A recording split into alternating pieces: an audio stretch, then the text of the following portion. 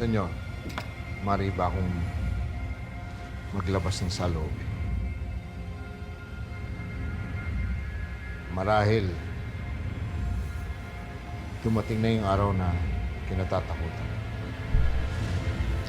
Huwag mo akong itamay sa mga kinatatakutan mo, Hongo. Pasensya na po.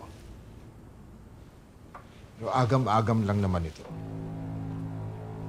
Na sa loob ng maraming taon, mula lang kayo naging pinuno ng Golden Scorpion, nire-respeto kayo. Ang totoo niyan, kinatatakutan din. Pero lahat naman po, sumusunod sa utos niyo. At ang mga leader ng ibang sindikato, inaabangan ang bawat salita niyo.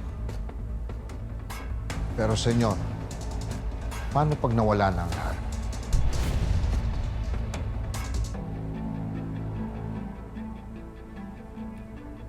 Alam kong gusto mong tumbukin.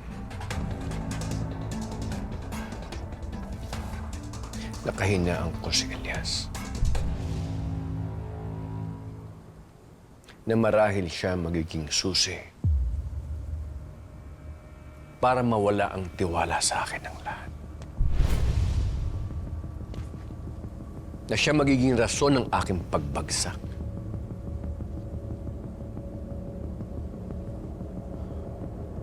Senyor, inihabilin kayo sa akin ng inyong ama. Kaya poprotektahan kita hanggang sa abot ng aking mga kaya. Nasa sa inyo ang aking katapatan, magpahanggang ngayon.